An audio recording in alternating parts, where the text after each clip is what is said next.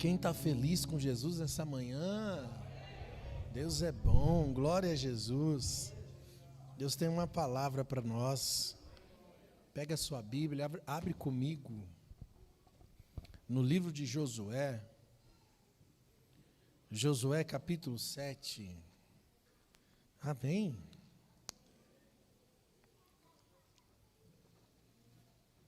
Josué capítulo 7, versículo 1. Glória a Jesus. Aleluia. Se tiver alguém pertinho de você, que não tem uma Bíblia nas suas mãos, oferece carona, tá bom? Dá um pouquinho de retorno para mim, retorno. Glória a Jesus. Josué capítulo 7, versículo 1. Glória a Deus. Deus é bom. Eu estou com o irmão do seu lado e fala assim: vai pegar você hoje, irmão. Você crê nisso? Vai ficar estreito hoje, irmão. Dá tempo de ir embora ainda, não comecei. Depois que eu começar, você vai ficar até o final. Segura aí. Josué 7, versículo 1 em diante, diz assim: os israelitas foram infiéis com relação às coisas consagradas. Acã, filho de Carmim, filho de Zim, filho de Zera, da tribo de Judá, apossou-se de algumas delas, e a ira do Senhor se acendeu contra Israel. Sucedeu que Josué enviou homens de Jericó a Ai, que fica perto de Bet-Even, ao leste de Betel, e ordenou-lhes: subam e espionem a região. Os homens subiram e espionaram Ai. Quando voltaram a Josué, disseram: não é preciso que todos avancem contra Ai. Envie 2 ou 3 mil homens para atacá-la. Não canse todo o exército, pois são poucos. Diga comigo: são poucos. Por isso, cerca de 3 mil homens atacaram a cidade, quer dizer, 1.000 homens a mais do que foi sugerido. Mas os homens de Ai puseram eles em fuga, chegando a matar 36 deles. E eles perseguiram os israelitas desde a porta da cidade até Sebarim, e os feriram na descida. Diante disso, o povo desanimou completamente.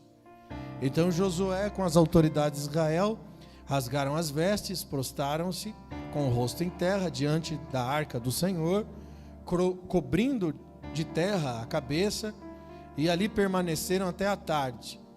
E disse então Josué: ah, soberano Senhor, por que fizeste esse povo atravessar o Jordão? Foi para nos entregar nas mãos dos amorreus e nos destruir?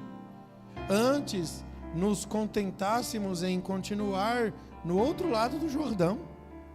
Que poderei dizer, Senhor, agora que Israel foi derrotado por seus inimigos? Os cananeus e os demais habitantes dessa terra saberão disso, nos secarão, nos eliminarão o nosso nome da face da terra. Que farás então pelo teu grande nome? E o Senhor disse a Josué: levanta-se, porque você está aí prostrado. Israel pecou, violaram a aliança que eu lhes ordenei. Eles se apossaram de coisas consagradas, roubaram-nas, esconderam-nas e as colocaram junto aos seus bens. Por isso os israelitas não conseguem resistir aos inimigos, fogem deles, porque se tornaram merecedores da sua destruição. Não estarei mais com vocês, se não destruírem no meio de vocês o que foi consagrado à destruição.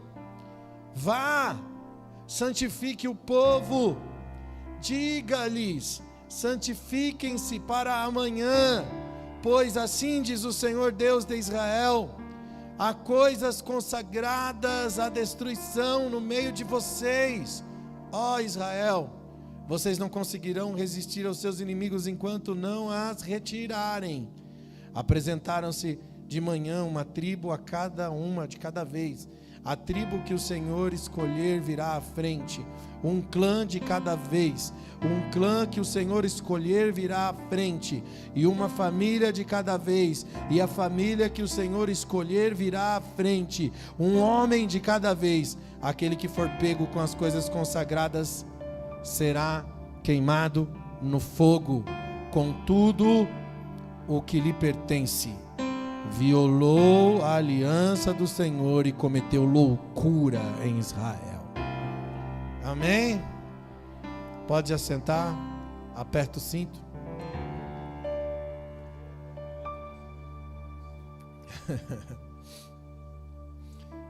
Glória a Jesus. Amados, eu ministrei essa mensagem aqui há um ano atrás, exatamente em janeiro de 2022. Eu senti no meu coração em janeiro de 2023, que essa mensagem deveria ser novamente exposta. Está todo mundo fazendo campanha por aí, né? Para um ano abençoado. E Deus sempre nos deu as revelações através da palavra para sermos aquilo que precisamos ser para ter uma vida abençoada. E essa mensagem trata sobre o zelo que nós precisamos ter diante de Deus. Esse episódio acontece na liderança de Josué. Josué é aquele que assume a liderança no lugar de Moisés. É o cara que invade a terra prometida, onde as muralhas de Jericó caem ao chão. E juntamente com o povo de Deus, ele invade Jericó. Ele lidera esse povo para conquistar a tal terra prometida. As nações foram conquistadas por Josué e pelo povo de Deus, que tremeram quando Deus abriu o mar para o povo passar. E ele não só abriu o mar, mas ele abriu também o Jordão para que o povo pudesse passar. Aquele povo era um povo que triunfava, porque eles estavam debaixo da bênção e da promessa de Deus. Como é bom a gente andar debaixo da bênção de Deus. Você sabe o que é andar debaixo da cobertura de Deus? Se Deus é por nós, o que a Bíblia diz? Pois é. Josué capítulo 5, versículo 15 diz: então disse o príncipe do exército do Senhor a Josué. Deus aparece a Josué e diz: descalça os sapatos dos seus pés, porque o lugar que você está é santo. E assim fez Josué. Josué estava diante do príncipe do exército do Senhor, que eu também chamo de cristofania ou teofania, que é a manifestação de Jesus no Antigo Testamento. Eles têm a bênção de Deus sobre a nação. Eles vencem guerras sem armas, sem soldados de guerra, porque eram apenas camponeses. Tudo porque eles estão debaixo do cuidado de Deus, porque há um príncipe do exército do Deus vivo, liderando, guerreando de forma espiritual e física. Então eles triunfam contra a primeira cidade chamada de Jericó. E como eles fizeram? Os sacerdotes carregavam a arca do Senhor, havia todo um ritual de adoração. Os levitas iam na frente com adoração, eles iam com instrumento e música. Olha como eles venceram e guerrearam com louvor. Eles rodearam a muralha 7 vezes. Na 7ª vez, tocaram as trombetas e a Bíblia diz que as muralhas caíram. Gente, eles venceram com adoração. Eles venceram com santificação. Eles venceram com obediência. Eles estavam seguindo a revelação de Deus. E Deus deu ordem a Josué que não tomassem dos despojos de Jericó, que não tomassem o ouro, que não tomassem a prata, que não tomassem nenhum tipo de roupa, tecido, nada que fosse precioso. A primeira cidade que foi derrotada pelo povo de Deus, eles não deveriam se apossar de nenhum utensílio, de nada valioso, porque tudo ali era do Senhor. Tudo deveria ser colocado como tesouro da casa de Deus, que seria construída mais para frente. Eu vou resumir: as primícias eram para Deus, e até hoje as primícias são para Deus. A ideia do dízimo na antiga aliança é nos ensinar sobre isso, sobre primícia. Hoje nós entendemos na graça que o dízimo é pouco ainda, né, daquilo que a gente pode fazer diante de Deus. O dízimo não é só um percentual de 10%, como muita gente pensa, não, 10% é de Deus. O dízimo ensina um princípio: primeiro Deus, antes de qualquer coisa, eu santifico a Deus. E nós devemos entender isso não só como recurso financeiro, mas também como a nossa vida, o nosso dia. Sabe o que é acordar para, antes de qualquer coisa, você erguer um louvor a Deus? Antes de sair, antes de botar o pé na rua, você fazer um culto doméstico? Não, pastor, eu tenho que acordar cedo para trabalhar. Acorda mais cedo. Levanta antes. Mas dá um culto a Deus. Você vai ver que o seu dia vai ser outro dia. Vai ser diferente. Às vezes eu convido pessoas a vir na igreja que não frequentam muito a igreja, que não são cristãs e tal, e amigos. Quando vem, fala: nossa, me fez bem ir para a igreja. Rapaz, a gente fica tão bem depois do culto. E aí eu disse assim, e isso acontece também se você dobrar o joelho na sua casa de manhã e fazer um culto para Deus. Você vai ver que o seu dia vai ficar bem. Tudo vai ficar bem. Essa conexão, esse relacionamento que você precisa desenvolver com Deus, não é só na igreja, não é só no culto de domingo. Ele tem que ser diário, cotidiano. Deus quer se relacionar com você. E relacionamento demanda entrega, tempo, vida.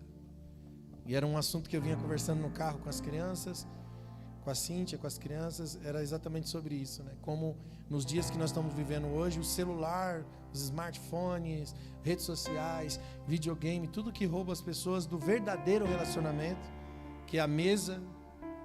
E por falar em mesa, quem ordenou a mesa foi o Senhor. Quando ordenou Moisés construir o tabernáculo, uma das ordens de Deus foi que houvesse uma mesa, foi que houvesse uma jarra, foi que houvesse um prato, foi que houvesse talheres. Deus ordenou a construção detalhada de coisas, de objetos que compunham a mesa, porque a mesa é um dos fatores importantes da construção das relações, não só com Deus, mas uns com os outros. Por isso que os dois mandamentos mais importantes que resumem toda a lei de Deus é amar a Deus acima de todas as coisas, com todas as suas forças, entendimento e alma, e o segundo semelhante ao primeiro, que é amar o teu próximo como a ti mesmo.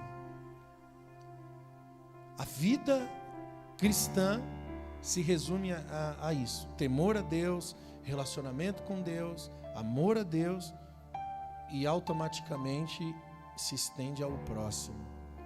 Todo o evangelho fala de relacionamento, como nós devemos nos tratar. E cada dia mais o mundo está nos afastando das pessoas dentro da nossa casa. Você tem uma esposa e a cultura te afasta dela. Você tem um marido e a cultura desse tempo presente te afasta dele.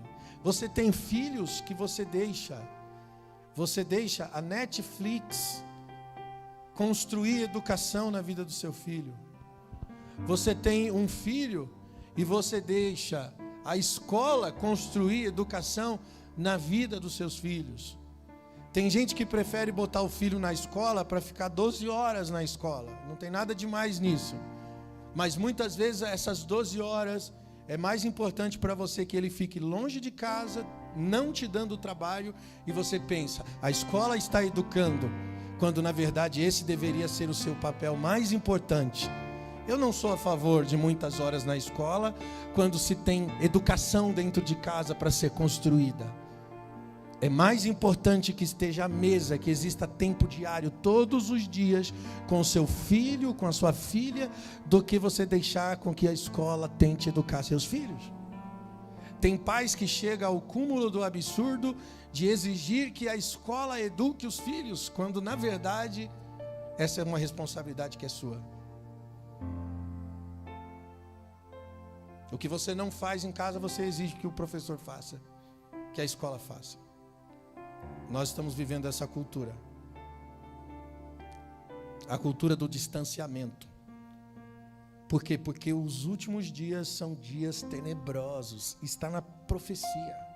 Dias penosos. Quanto mais nós nos distanciamos uns dos outros, longe das relações, mais tenebrosos nós nos tornamos.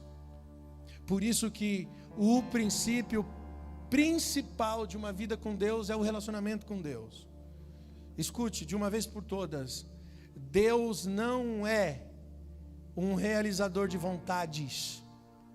Não venha para a casa de Deus achando que Deus existe para o seu dispor. Deus não existe para encher a sua despensa. Deus não existe para te dar uma promoção de emprego. Se você quiser, vai trabalhar, vai estudar, vai se aperfeiçoar, corre atrás. Não cai nada do céu. Deixa eu dizer uma coisa para você. Sabe o que cai do céu? A única coisa que caiu do céu, que eu saiba, foi um demônio, que antes era anjo, e quando caiu era demônio. Então, não espere nada cair do céu, porque se cair, pode cair uma coisa ruim aí. Tá? Não pense que Deus é um realizador de sonhos, que Ele não é. Sabe quando é que a bênção do Senhor estará sobre a sua vida? Quando ouvires e obedeceres toda a palavra que o Senhor te ordena. Essa semana eu ministrei numa igreja na campanha de 12 dias de clamor, e eu preguei no encerramento, dia 12. Foi logo no encerramento. E eu acho que eu despreguei a campanha de todo mundo, porque eu cheguei lá e falei, irmãos, o tema era: a bênção do Senhor te seguirá. Onde colocares as mãos, prosperará.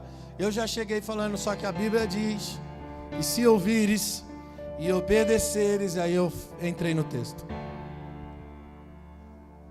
Deus não está ao seu dispor. Mas é fato que se você anda,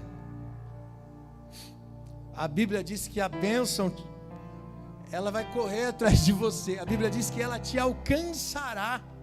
Por que que alguém só te alcança se você estiver na frente? Cutuca o irmão do seu lado, diga para ele, só te alcança se você está na frente. Sabe o que significa? Que você está nem aí para a bênção, você está na frente. Você está olhando no retrovisor e a bênção está tentando te alcançar.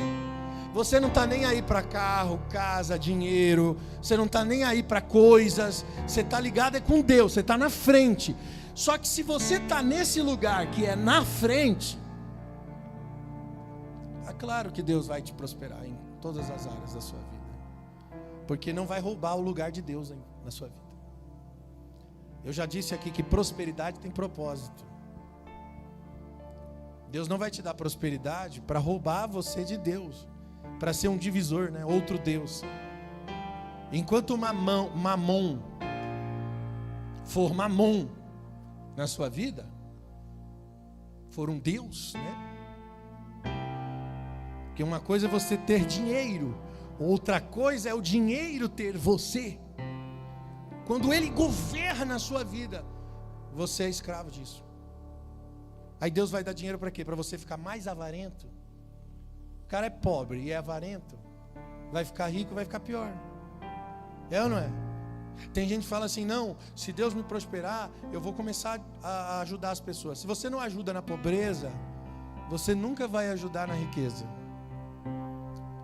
A disposição que temos de ajudar alguém não é pelo que temos, é pelo nosso coração. A Bíblia diz que basta ter 2 túnicas para já ter que dividir.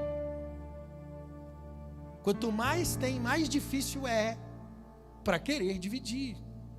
Quanto menos tem, aí você começa a entender o que é necessidade e se compadecer de quem tem necessidade. E você tem mais disposição, não tendo, em ajudar,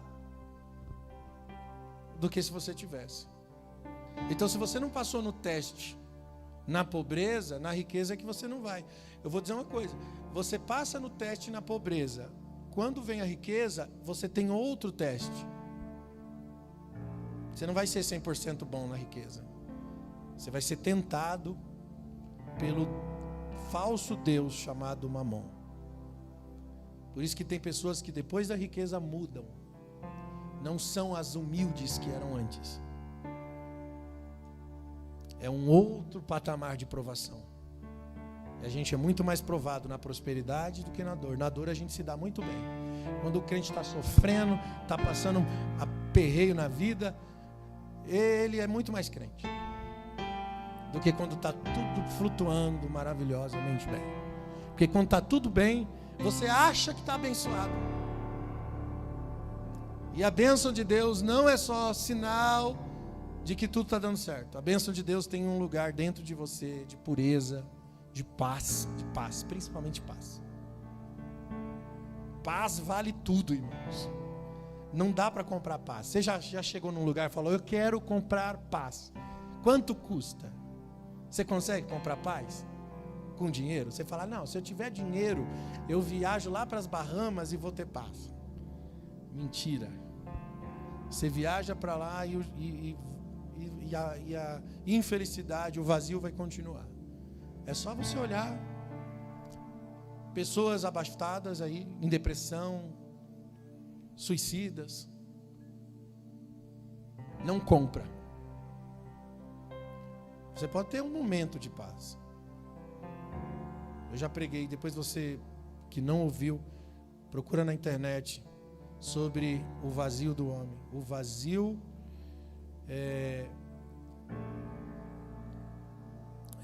eu esqueci o nome da mensagem, mas você procura lá, digita vazio e Pastor Fabiano, você vai encontrar uma mensagem sobre o vazio do homem. O vazio inexplicável. Pronto, lembrei. Esse vazio é a ausência da presença. É saudade do Éden, do nosso lugar original, que só pode ser preenchido pela presença de Deus. Quando nós andamos fora da ordem, nós somos escravos do nosso orgulho, somos escravos das nossas vontades e automaticamente prevaricamos. Não somos criados para viver independentemente. Fomos criados para viver em Deus, dele, por ele, para ele. É isso. No capítulo 7 do texto, nós vemos a história de um soldado que foi desobediente. Olha só, um homem levou o caos a toda a nação. Um homem que resolveu fazer diferente do que Deus ordenou. Ele tomou dos despojos para si, escondeu na sua tenda, coisa que era para Deus. E esse cara traz desgraça para todo Israel com esse pecado escondido. Aí Israel vence Jericó, eles entram, eles triunfam. Irmão, lá tinha gigante, filho de gigante, os anequins, jebuseus, ferezeus, cidade que consome moradores. Eles entram, invadem essa terra, eles vencem poderosamente, inexplicavelmente. Eles não tinham soldados de guerra, eles não tinham armas, eles vencem. A próxima cidade era a cidade de Ai, que parecia ser muito fácil de derrotar, porque era uma cidade pequena, poucos habitantes, e eles não conseguem. Eles vencem Jericó, mas não conseguem vencer a cidade de Ai. Por quê? E aqui nós aprendemos que o segredo da conquista de Israel é a presença de Deus. Deus estava com esse povo, por isso que esse povo aqui vencia as guerras. Não é isso que Romanos 8:31 diz? Que diremos, pois, a estas coisas? Se Deus é por nós, quem será contra nós? Irmãos, eu creio no favor e no cuidado de Deus sobre a vida daqueles que andam alinhados com o coração de Deus.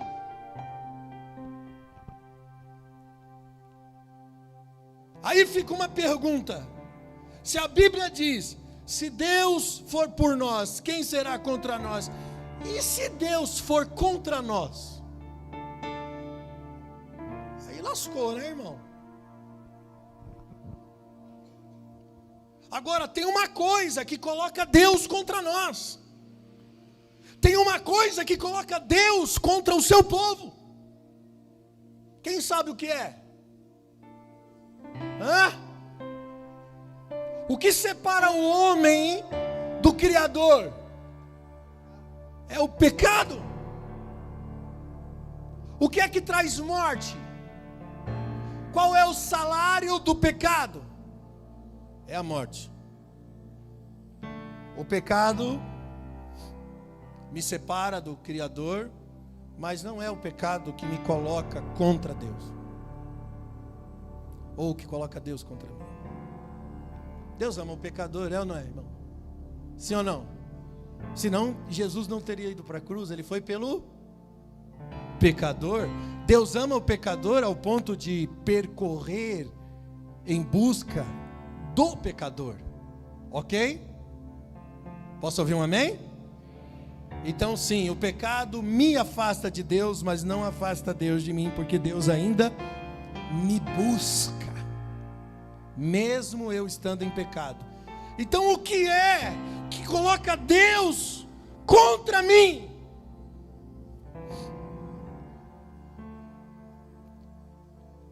Alguém quer me ajudar? Quente, está quente. Batata quente. O pecado não confessado. O problema não é o pecado. O problema é o pecado que eu escondo. Deus não tem problema com o pecado de ninguém. A Bíblia diz que não temos um sacerdote que não se compadeça das nossas fraquezas, mas temos um Jesus que em tudo foi tentado. Ele sabe o que é ser tentado, ele foi tentado de todas as formas, então ele sabe, e ele se compadece, porque ele sabe o que é ser homem. O problema é o pecado não tratado, o pecado não confessado. Esse tipo de pecado coloca Deus contra a pessoa. Olha o que aconteceu, irmão, eles lançaram sorte. Eles fizeram tipo de um ritual para tentar encontrar o culpado. Quem? Alguém aqui, porque Deus, você viu na palavra, né? Deus falou com Josué, o povo pecou, por isso que vocês não estão vencendo a batalha. Vocês estão prevaricando. Vamos colocar então tribo a tribo aqui, família por família, e Deus vai apontando. A pessoa vai vir para frente, família, tribo vai vindo para frente, até nós encontrar quem é o encardido. Quem é que está levando a família? Que você percebe que o pecado de um homem gera destruição para todo o grupo, porque ali eles eram uma família, irmãos. Uma grande família, uma nação que era uma família. O pecado de um toca a família inteira, destrói a família inteira. Por isso que talvez hoje muitas pessoas são frutos das desgraças dos pais lá atrás. Pastor, não tive uma educação, não tive um bom exemplo, meu pai fez isso, minha mãe fez isso, não tive exemplo, isso acabou com a minha vida, isso me transformou numa pessoa assim, assim, assim, me prejudicou, hoje eu estou aqui. sendo restaurado por Deus, mas eu sou fruto da destruição dos meus pais. Porque o pecado de um toca a família. E isso estava tocando a família toda. O povo não conseguia andar para frente, eles não conseguiam triunfar na batalha. Então eles lançaram sorte. Olha o que aconteceu, Josué 7,16. Josué se levantou de madrugada, fez chegar Israel e as suas tribos, e a tribo de Judá foi tomada. E fazendo chegar a tribo de Judá, tomou a família de Zeraitas. Fazendo chegar a família de Zeraitas, homem por homem foi tomado. E fazendo chegar a sua casa, homem por homem foi tomado Acã, filho de Carmim, filho de Zabdi, filho de Zera, da tribo de Judá. Então disse Josué a Acã: filho meu, dá-te peço glória ao Senhor, Deus de Israel. Faça confissão perante ele, declare agora o que fizeste, não ocultes. E respondeu Acã Josué e disse: verdadeiramente eu pequei contra o Senhor Deus de Israel, e fiz assim. E quando vi entre os despojos uma boa capa babilônica, 200 ciclos de prata, uma cunha de ouro, um peso de 50 ciclos, cobicei-os, tomei-os, e eis que escondi na terra, no meio da minha tenda, a prata por baixo dela. Ele confessa o pecado. Olha só, mas olha que interessante, como é que o pecado entrou na vida de Acã? Ele mesmo declara: primeiro ele viu, primeiro ele visualizou, depois ele cobiçou, em terceiro lugar ele tomou com as suas mãos, e em quarto lugar ele escondeu. Gente, esse é o processo da queda.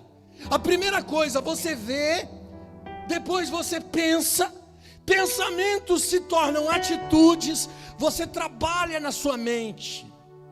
Por isso que a Bíblia diz que o homem é aquilo que ele pensa, porque pensamentos se transformam em comportamentos. Se você todos os dias fica pensando em morte, eu quero morrer, eu não sou feliz, eu não mereço viver, e todos os dias você fica alimentando aquele pensamento, como seria bom se eu morresse, se eu não existisse, e você fica alimentando aquela dor, uma hora, pensamentos se tornam atitudes. Se você fica pensando em coisas impróprias, indevidas, uma hora,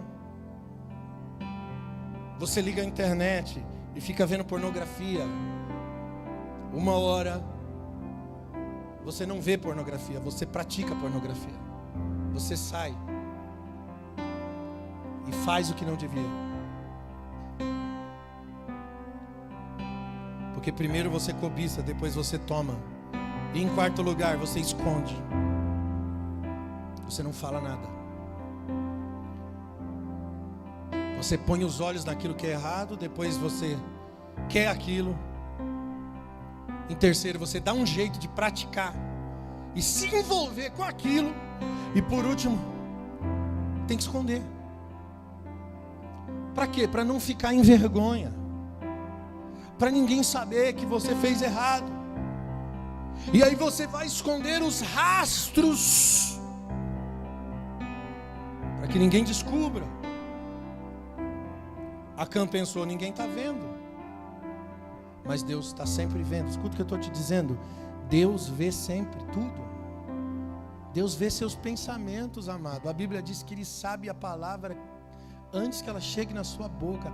Ele conhece os seus pensamentos. Davi diz que por detrás e por diante Ele te cerca. Ele te conhece inteiramente. Por isso que a ira do Senhor se acendeu contra os filhos de Israel. Josué 7:1. Mas não foi contra Acã, pastor? Não deveria ser contra Acã, simples assim. Isso se chama doutrina do pacto. Existe um pacto na família. Por isso que a igreja é chamada de um corpo. Um corpo, onde nós somos membros uns dos outros. Por isso choramos com os que choram, se alegramos com os que se alegram. Somos membros uns dos outros. Se eu viver em pecado, escute, e isso vai afetar toda a igreja.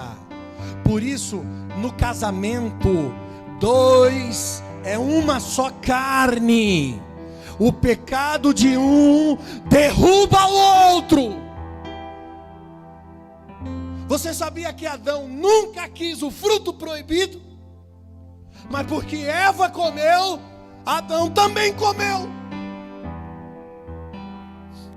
Porque o pecado de um afeta o outro. Isso se chama doutrina do pacto. Deus é pactual. Por isso que o pecado afasta o homem de Deus. Porque Deus não se contamina, Ele é incontaminado. E se você se contamina, acabou. Separação.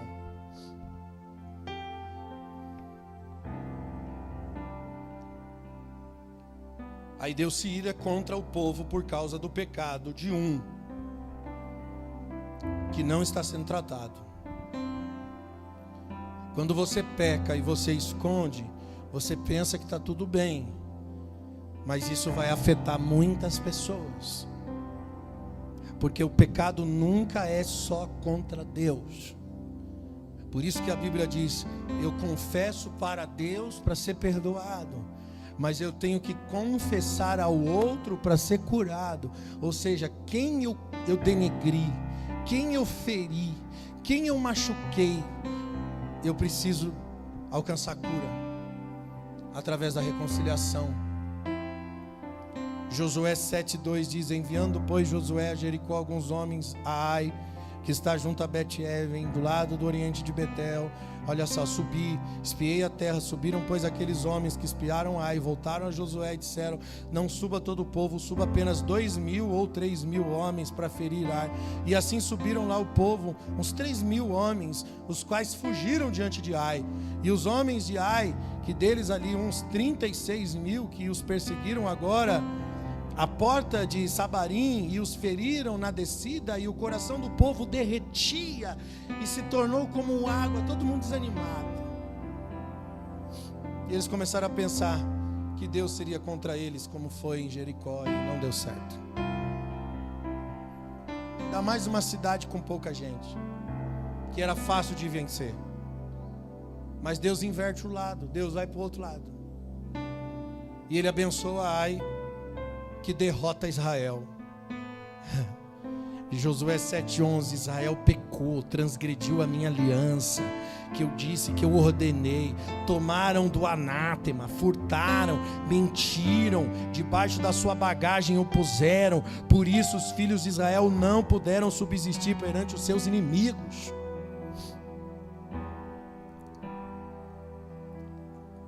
Aqui está o lugar que coloca Deus contra nós.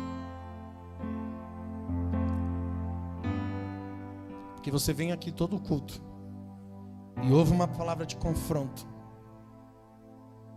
Deus abre os teus olhos, mas você prefere permanecer com os olhos fechados e continua escondendo e praticando. Esse erro também tem um outro nome, chamado justiça própria. Sabe o que é justiça própria? É quando você julga que pode e deve fazer o que você acha, o que você quer, porque você acha que merece.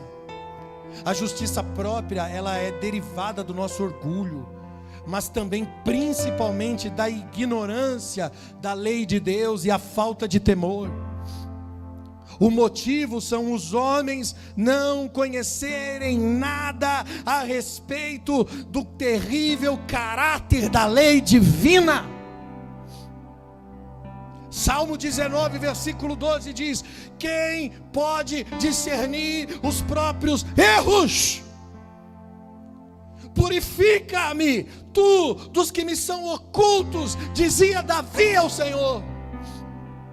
Porque Davi entende, irmãos, ele confessa seus crimes diante de Deus.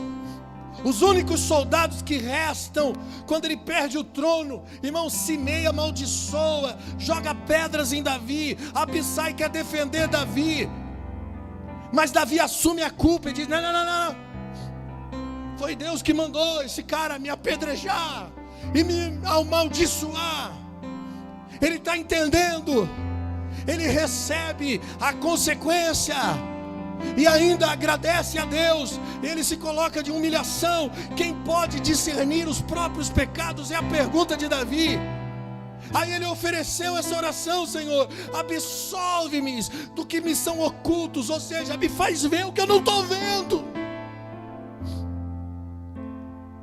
Porque a gente é bom de detectar, irmão, o pecado dos outros. Nós somos capazes de detectar uma pequena quantidade de pecados em comparação aos que estão escondidos de nós. Muitos pecados não são acusados por nossa consciência. Sabe por quê? Porque nós não vemos como coisas erradas. Isso se chama cegueira. Distanciamento de Deus. Porque quando nós não estamos perto de Deus e da sua verdade, quando nós nos deixamos de nos relacionar com Deus, a nossa consciência nos engana. E a nossa consciência deveria ser suficiente. Obrigado, Roguei. Deveria ser suficiente, irmãos, para nós refrearmos os nossos pecados. Se nós aplicássemos a nós o conceito: Tu és o Deus que tudo vê, todo dia. Irmão, se você parasse para pensar, Deus está vendo. Você está trancado no quarto, sozinho, com a sua internet. Não, ninguém está vendo, mas se você parasse e falasse assim: Tu és o Deus que tudo vê, pronto, você refrearia.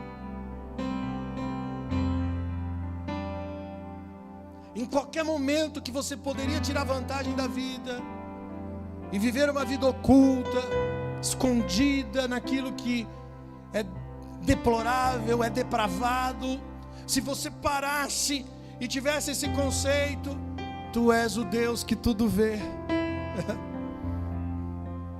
Charles Spurgeon dizia: tem uma vida pior do que a de um rato que está no seu esconderijo. Um rato que corre em segredo para comer das migalhas tem uma vida pior do que a de um rato. Qual é? As pessoas que correm para o pecado de vez em quando. Ó, e quão preocupante essas pessoas estão em ser descobertas, em ser encontradas. Irmão, o pecado faz você viver como as baratas. Você já viu a barata? Você acende, você entra num lugar que está escuro, você acende, se tem barata, já acendeu a luz e começa a correr as baratas. Ela corre para um lugar escuro. Barata é esperta, viu? Barata, não sei se tem cérebro, deve ter, porque ela é muito esperta. Tem umas que até se finge de morta. É, não é? Você acende a luz, que ela estava escuro, ela estava à vontade no escuro. E barata gosta de comer o quê, irmão? Gosta de andar o quê? Uma coisa podre. Uma coisa estragada. Barata anda no esgoto. Acende a luz e ela corre para o escuro. O pecado é assim. Quando você está no pecado e alguém acende a luz, você corre para se esconder. Fala: ai meu Deus, eu vou ser descoberto. E você foge tanto da luz que quando você está no pecado, você não quer. Eu vou dar um índice para você de alguém que caiu, para você prestar atenção. Os seus familiares, o seu cônjuge. Primeiro sintoma: a pessoa não quer orar mais em casa, não quer Deus, foge de Deus, está fugindo da luz.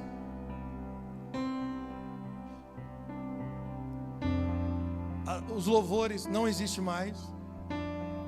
vai ouvir Anitta, sei lá o quê. Vai ouvir qualquer coisa, mas não vai ouvir Deus. Não quer mais saber de Deus. Não ouve mais ministrações, vai ouvir podcast pseudo-educativo, onde só tem palavrão. Não, mas é um cientista, mas tem um monte de palavrão. Vai ouvir qualquer porcaria, mas não quer ouvir uma pregação, não quer ouvir uma palavra. Foge da luz. O tempo inteiro fugindo da luz. Vou para a igreja, não estou com vontade.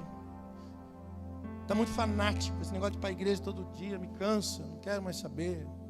De vez em quando eu vou, não tenho mais vontade de estar na casa de Deus.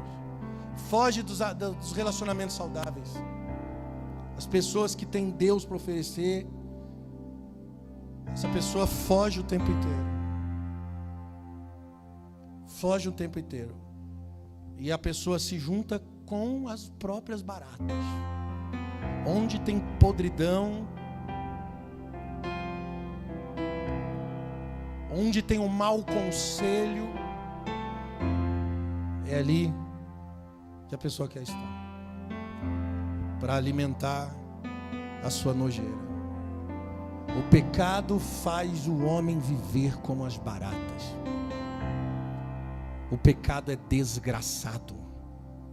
Provérbio 14, versículo 25 diz: a testemunha que fala a verdade salva a sua vida, mas a testemunha falsa é enganosa e corre para a morte. Irmãos, Deus se opõe contra o engano. Provérbios 12, 22. Os lábios mentirosos são abomináveis ao Senhor. Quem é o pai da mentira? É o diabo. Quem mente é filho de Deus ou é filho do diabo? Sempre que estamos avivados em Deus, irmãos, nós enxergamos o pecado com seriedade. Temos temor. Josué 7,13. Deus dá direção a Josué, que clamou ao Senhor desesperado: levanta-te, santifica o povo, santificai-vos amanhã, porque assim diz o Senhor de Israel: o anátema que há no meio de ti. Aleluia. Deus fala: santifica, vai santificar, que eu vou trazer a luz. O que aconteceu aqui? Josué se coloca diante da arca de Deus, ele clama em oração pedindo a vitória da guerra, e Deus simplesmente diz o seguinte: não dá para dar vitória para vocês. Não adianta, você pode ficar aí orando, não vai adiantar. Por quê? Porque tem que tirar o anátema do meio de vocês. Pode parar de orar, para. Porque oração, escute, não substitui arrependimento, não substitui quebrantamento, não substitui santificação, não substitui reconciliação, não substitui restituição. Que a gente nem consegue orar de verdade, porque não tem céu aberto. Porque nada pode manter-se no engano, nada pode ter alegria no engano, nada pode ter paz no engano, nada pode ter vida no engano. O salário do engano é a morte.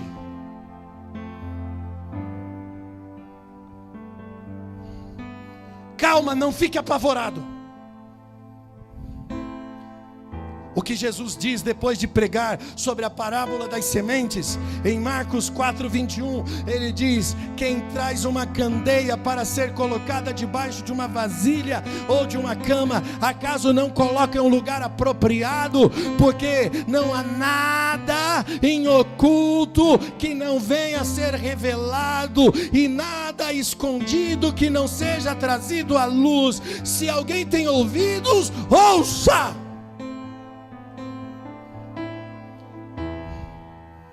Quer mais Bíblia?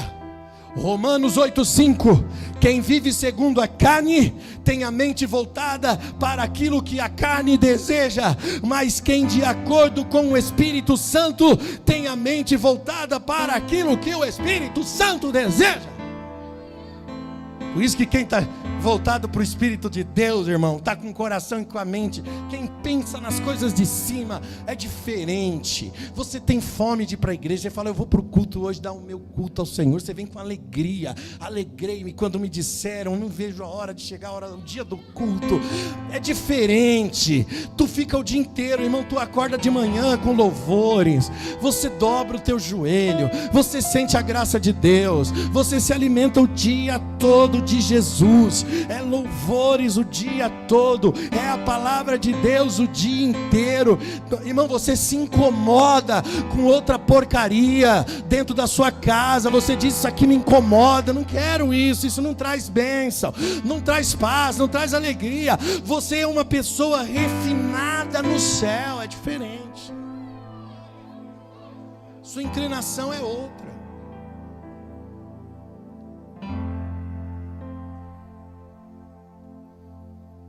Mas você percebe que Deus trata a situação no coletivo? Seja sincero, quem pecou foi Acã ou foi Israel? Mas por que o texto diz, Israel não pôde resistir? Pois eu não sou mais com vocês. Deus falou isso. Israel, eu não sou com vocês. Mas foi Acã.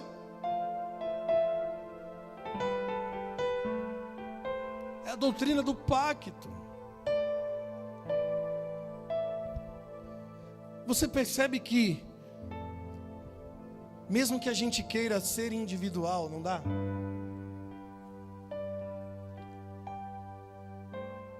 Já viu aquele dilema que a pessoa fala, eu faço o que eu quiser da minha vida, a vida é minha.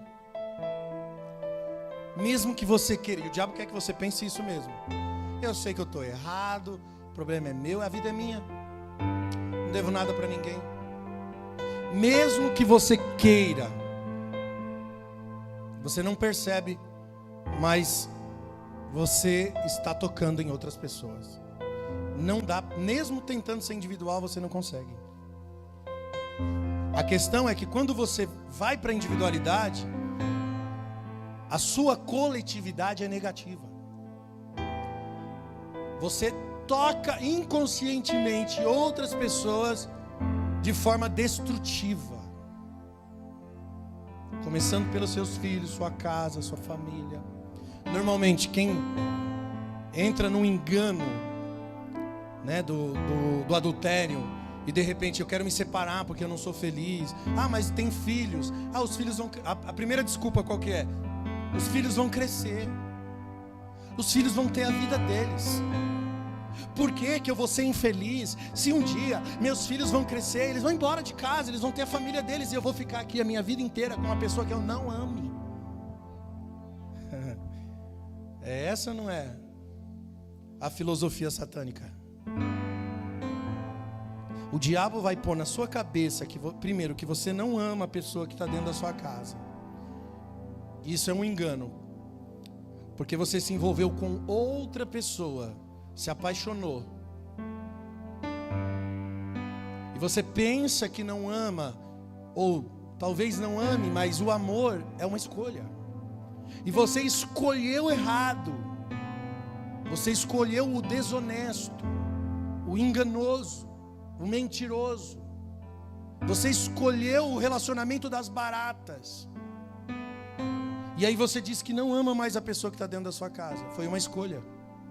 Como foi uma escolha quando você se envolveu com um estranho. São escolhas. Os seus filhos que você diz que vai crescer, vão crescer mesmo. Os seus filhos que você diz que um dia vão embora, realmente eles vão embora. E tudo que eles vão fazer quando eles crescerem e irem embora é reflexo. Será a réplica da sua vida. Tem gente que odeia o pai. Fala, eu odeio meu pai, porque meu pai bebe. Conheço um caso assim. Um caso não, conheço um monte, mas um especial. Um menino que nós tiramos da rua, que levamos lá para a chácara. Ele morou 8 meses lá na chácara, 2 vezes. ajudando ele contra o vício da bebida. A história dele é que ele odiava o pai dele, porque o pai dele bebia, batia nele, na mãe dele, batia em todo mundo, e batia para machucar mesmo, para quase quebrar os ossos dele. E ele tinha raiva do pai porque bebia e fazia isso. E o que ele se tornou? Um dependente químico alcoólatra. Ele se tornou aquilo que ele mais odiava no próprio pai. Inconscientemente, a pessoa se torna aquilo que o pai é. Porque de forma cultural, olha só, de forma cultural, escute o que eu estou falando. Quem é resultado aqui de famílias separadas aqui? Fala, meu pai e minha mãe separou. Deixa eu ver, dá um sinalzinho com a mão. Futuramente, na próxima geração, quando a gente fazer essa pergunta, 99% das mãos se levantam. Porque hoje o divórcio está acima da média de 60% da população no mundo. Mas quem passou por isso, sofreu. E eu vou dizer uma coisa, eu conheço casos. Eu já fui na casa de irmãos. A mulher, irmão, casada, já numa certa idade avançada, com filhos grandes, a pessoa com problema emocional, e a gente vai conversar qual que é a causa do problema emocional. A raiz está lá nos pais que se separaram quando era uma criança, quer dizer, a pessoa já está no fim da vida e ainda carrega os traumas. E o que aconteceu com essa pessoa? Separou do marido, está com a mesma bagunça que viveu os pais.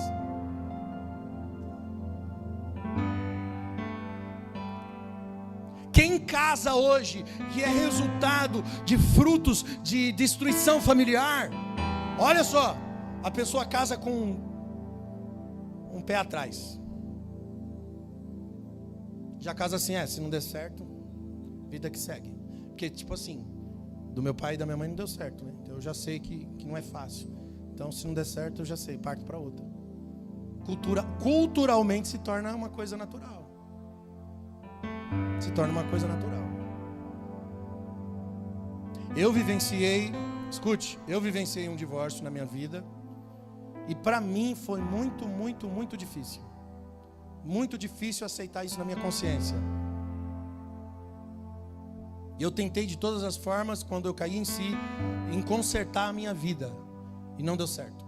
Mas na minha consciência foi muito difícil. Vou dizer para você, além da palavra de Deus, que eu tinha conhecimento da verdade do Evangelho, eu tinha um segundo fator. Eu tinha meu pai e a minha mãe juntos, lado a lado, como exemplo. E para mim, um dos fatores inadmissíveis era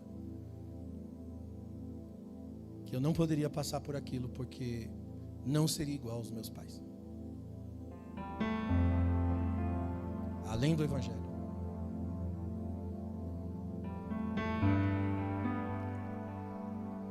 Nosso pecado sempre vai afetar outras pessoas. Sempre vai tocar outras pessoas. As consequências dos seus erros não afetam somente você. Quando você tem dimensão disso, é mais fácil de curar. Que hoje você pode sentar com seus filhos, conversar sobre o assunto. Estabelecer um modelo, porque só Jesus cura, irmão. Só Jesus cura. E se a gente não colocar isso nas mãos de Deus, para que haja cura através dele, nós vamos permitir o retrocesso. Aquilo que alguns chamam de maldição hereditária. Para mim é processo cultural. É aprendizado. Você se torna aquilo que você assiste o tempo inteiro.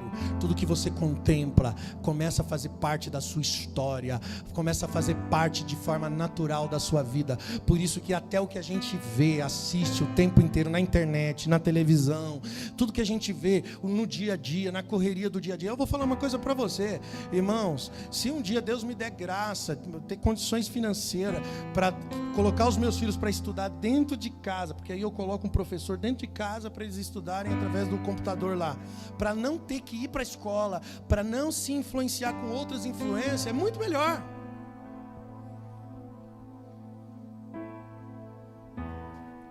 Porque lá se aprende outras culturas, de outros comportamentos, de outras famílias. E a gente tem que ter o trabalho dobrado dentro de casa com as nossas crianças. Porque a gente sabe que eles também estão recebendo influência.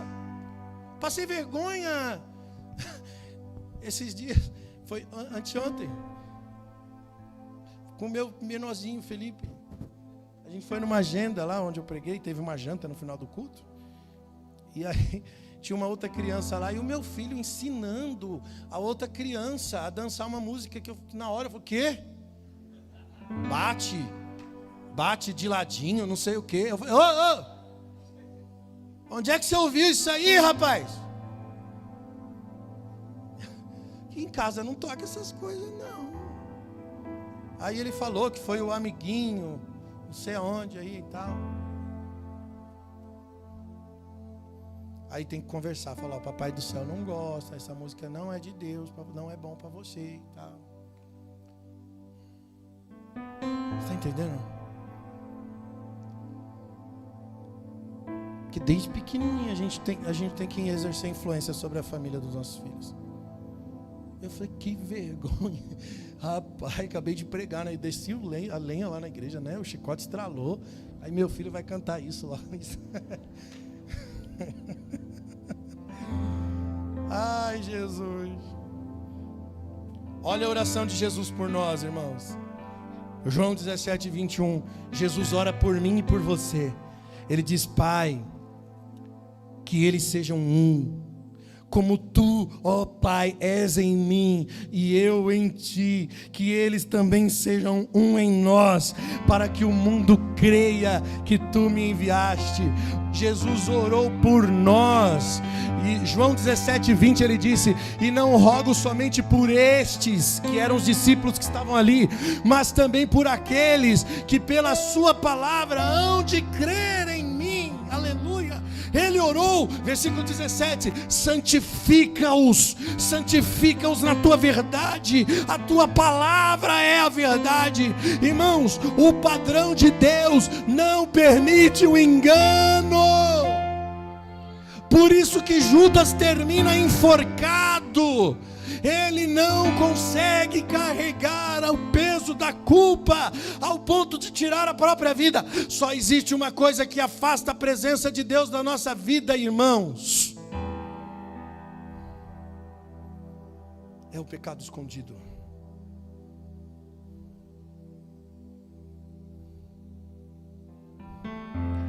João 9.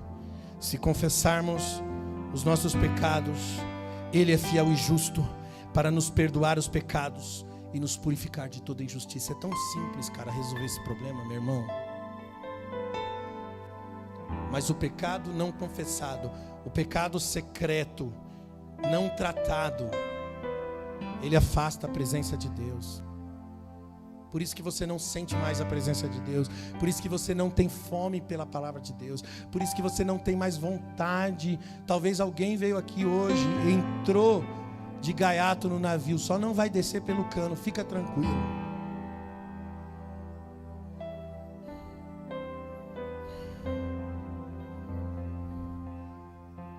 Quando eu sei que existe arrependimento? Olha a pergunta.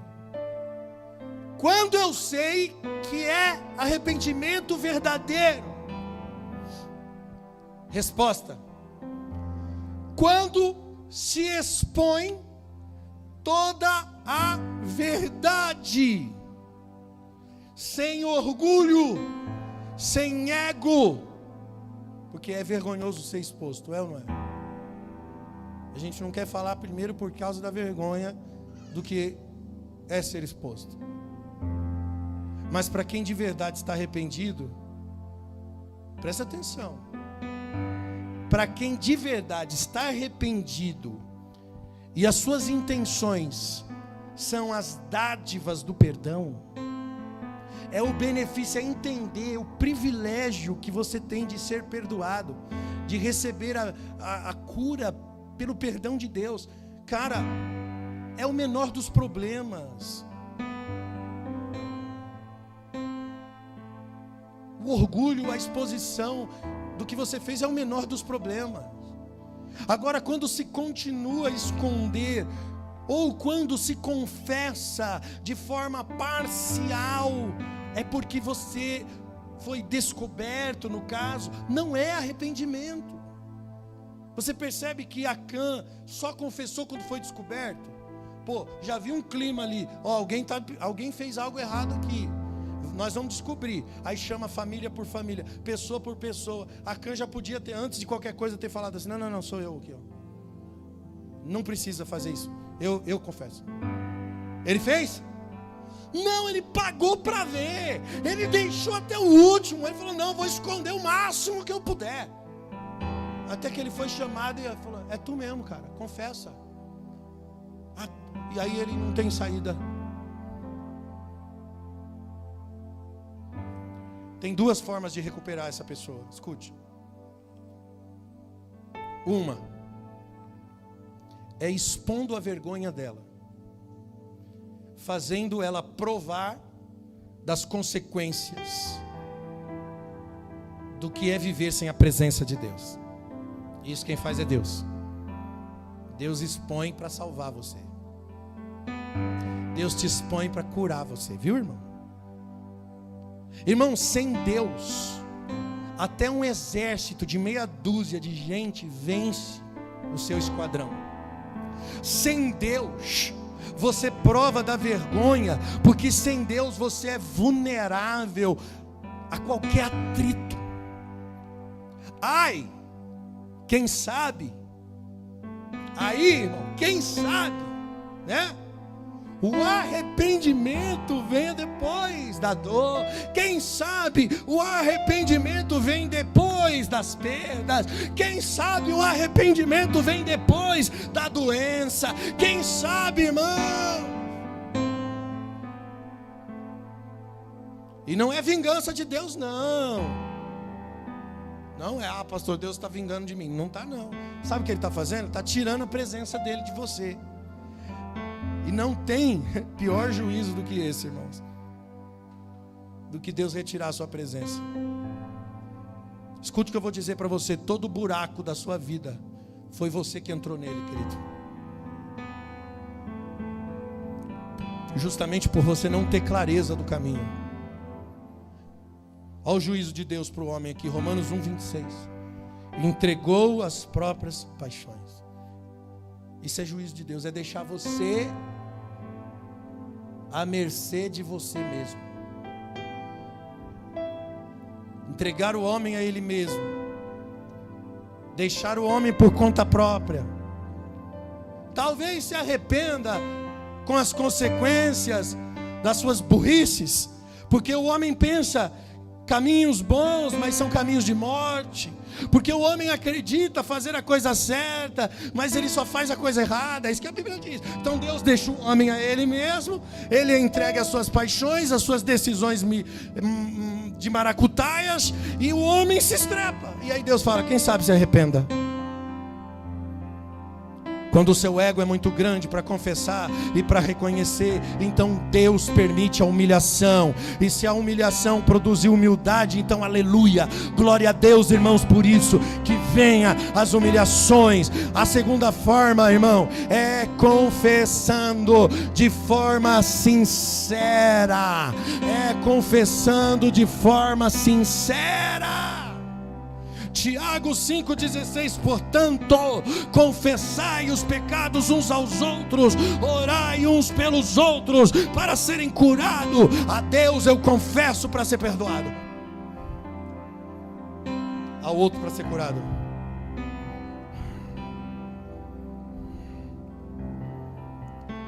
Eu gosto de uma frase que diz que o seu arrependimento precisa ser tão escandaloso como foi o seu pecado.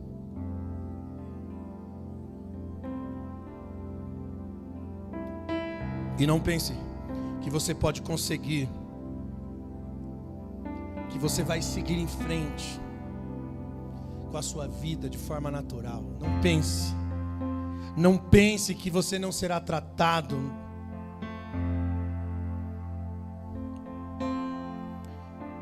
A Bíblia diz em Mateus 18 que se o teu irmão pecar contra ti, você tem que, em particular, conversar com ele sobre a falta que cometeu. E a Bíblia diz que se ele der ouvido, você ganhou o seu irmão. Se ele não te der atenção, a Bíblia diz para você levar outra pessoa como testemunha, como para ter o depoimento. E a Bíblia diz que se ele também não der atenção, então você vai e comunica à igreja. E a igreja, como um corpo, vai conversar com ele. Se ele não der atenção, olha só, esse irmão é excluído. Mas sempre a intenção é reconciliar. Tem de tudo para reconciliar. Primeiro tete a tete, mano a mano. Depois leva mais alguém para conversar. Não deu certo, vai com a igreja inteira. Não deu certo, aí não tem mais o que fazer. Porque a não reconciliação de um pecado não tratado é visto por Deus, é considerado por Deus como paganismo. Por isso que ele diz, considera essa pessoa como um pagão. Ela não quer reconciliação, ela não quer arrependimento, ela não quer conserto, ela é um pagão. Por isso que a idolatria é como um pecado de feitiçaria. A idolatria é você colocar o seu eu, o seu ego, o seu orgulho acima de tudo. Idolatria é o ego, é eu acima, é o que impede a pessoa de confessar o pecado, é a idolatria. Porque se eu falar, eu vou me prejudicar. Idolatria está pensando em si mesmo, sem pôr na balança a podridão do seu pecado, sem pensar no quanto ofendeu a Deus e ao pacto que tinha com Deus, sem pensar no quanto foi infiel a uma aliança. Aí você pode dizer que se arrependeu, você pode dizer que não vai cometer mais o mesmo pecado que hoje está escondido. Eu te garanto, você nunca vai conseguir se levantar de novo. Não vai. Deus retira a sua presença aonde tem engano, aonde tem orgulho humano. Você pode orar até a vinda de Jesus na terra, vai ser em vão. Tire o que é anátema primeiro. Essa é a palavra. Tire o que é anátema primeiro. Torne escandaloso o seu pecado, seja verdadeiro, então Deus trará cura novamente, e você terá sua presença novamente, e você será livre novamente. Por que você acha que a Bíblia diz que Deus não despreza um coração quebrado, um coração contrito diante dele? O seu coração é quebrado quando a vergonha vem. Irmãos, a tentativa de proteger o ego não é mais uma questão que está em jogo. Não é. A liberdade em Cristo deveria ser a sua perseguição. Eu já vivi assim, irmãos. É tão sufocante, sufocante, sufocante. E você tenta esconder, esconder, esconder. Aí chega uma hora que você quer ser livre. Você fala, eu não quero mais viver assim. Eu não posso viver sem a presença dele. E não tem outro caminho. A oração de Davi é: Senhor, me dá de volta a alegria da sua salvação. Porque no pecado você não tem mais a alegria da salvação. Mas a minha pergunta para você é: você está disposto a viver as consequências para ter de novo a alegria da salvação? Porque, irmão, nenhuma consequência é tão grande comparada a de ter a paz e a plenitude de Deus. A alegria da salvação é incomparável.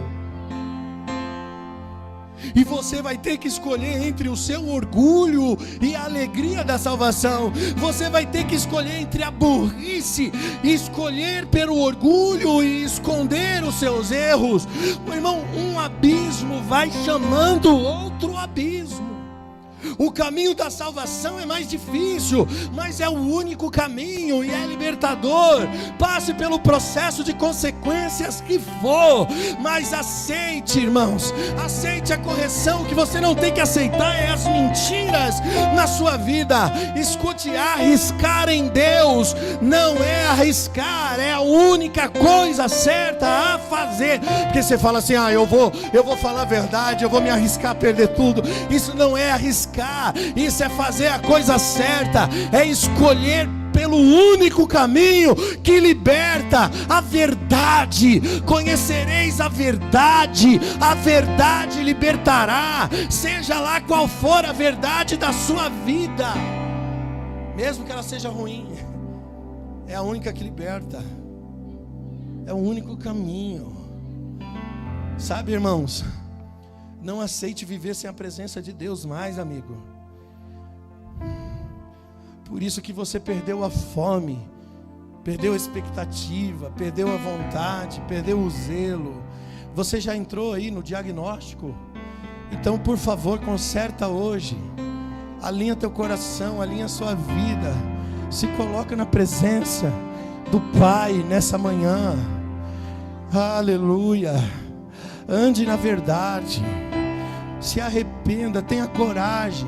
Se você pecou contra alguém, vá até essa pessoa, enfrente as consequências. Eu te garanto que não vale a pena mentir, não vale a pena. Você vai perder a presença de Deus, porque Deus não caminha no engano. Deus é justiça, Deus é verdadeiro, e Ele vai te abençoar nisso, Ele vai te ajudar nisso. Aleluia. Ele vai te levantar, irmãos. Fica de pé comigo nessa noite, nessa manhã. Oh, aleluia.